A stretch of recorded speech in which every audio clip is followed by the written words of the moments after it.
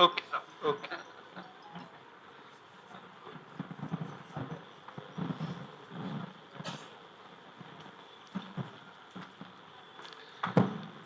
Friends, first I must start before I come to the topic which I've been given, one nation, one election. I must start with my homage to Comrade Sitaram Yechuri. I think the book also has a small piece that I had written about him. It's very difficult to talk about somebody you have known for 50 years who is younger than you, and then you have to speak about him or write about him. What we'll really miss is his smile, which is there at the cover of the book, is always his willingness to engage with any subject, and his energy, his ability to get along with different kinds of people, and also act as a cementing force in the alliance which we needed to build against the threat that is there today for Indian democracy and the Indian people. And I think the biggest loss we all have suffered is the fact that that binding force which brought different sections of people together today faces a different challenge after he's no longer with us. We have to see how we can carry that legacy of uniting the largest sections of the people against the kind of forces of darkness that at the moment threatens us politically, with the divisions, with attacks on minorities, attacks on dissent. All of this is what we need to combat. And at this juncture, missing Comrade Sitaram Yechuri is going to be a huge loss for all of us. On the question of the topic which I have been given, one nation, one election, let me start by saying this is perhaps one of the weakest slogans that the BJP has presented for itself. They started by saying that they are going to have essentially, if you look at the 50s, the RSS, the slogan was Hindi, Hindu, Hindu Rashtra. Let's be very clear. That's what the RSS stood for. And that still remains its plank. They want a nation where Hindu identity should be the foremost one. That is why when Mr. Modi won as a Prime Minister, he did not talk about winning the election for the BJP. He said it's a victory for the Hindus after 800 years of colonial rule. Where does 800 years come from? Not from the British. That's not who they were fighting. It's really the start from essentially Muslim rule in India.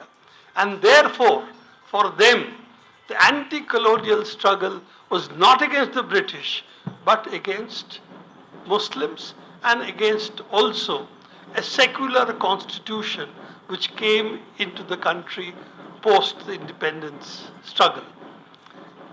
We did not get this constitution as a gift from anybody. It is Indian people's struggle for a secular India, which is what is embodied in the Constitution of India. And from the beginning, whether it comes to rights of states, when it comes to right of minorities, when it comes to right of languages, the BJP from the beginning has taken a position that one language should unite India, and that is Hindi. It's not able to get its way, is another matter, for various reasons which I'm going to touch upon. But their argument is India should have not English, but Hindi as the language which should be their only national language. Of course, as you may know, that all the languages in India are national languages. It's not that the English and Hindi are only two national languages. All the languages of India which are recognized in the constitution are identified as national languages. They are the only ones in which official work of the government can be done, of the central government can be done, but they do not have any separate status than other major languages like Telugu, like Tamil, like Bengali, and so on.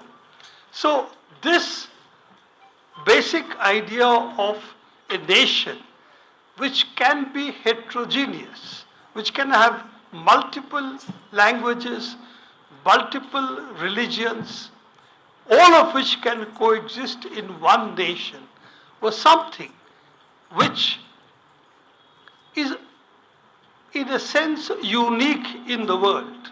We must understand that this is not something which came from Europe or it came from any other part of the world.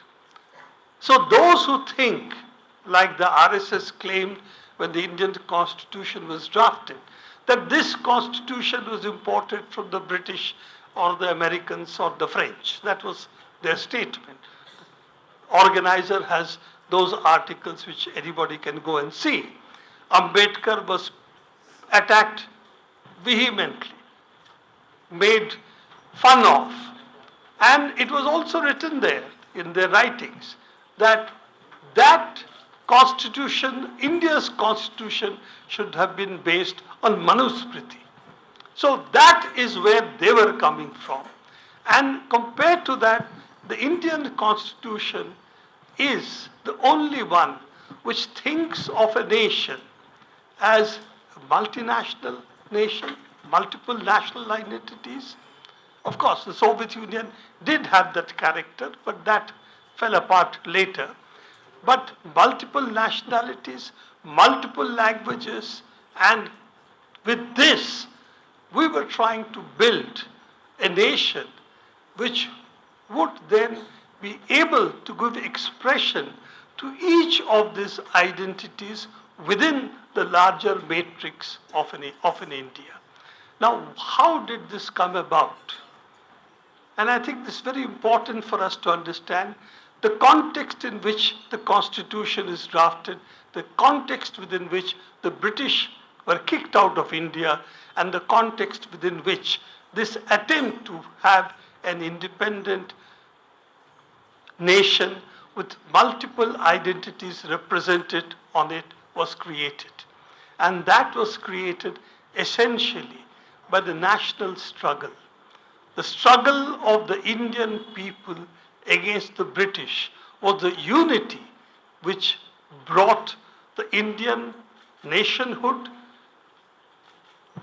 brought the Indian Constitution into being. It is not a gift of the Indian National Congress. It was not a gift of Ambedkar or Nehru. It was a gift of the people who had fought the British for 30 years, 40 years, 50 years, and brought the identity of the national struggle into being through the formation of the Indian state. You can see the boundary of India is not the boundary of British India. That included Burma, it included Sri Lanka. Of course, we know about Pakistan, and we're leaving that out for the time being. But the British India had a much larger boundary. That was not the boundary of the Indian national movement. So what came into being was really the Indian national movement's fruition, the fruit of the Indian national movement, which was our constitution. ముందుగా నేను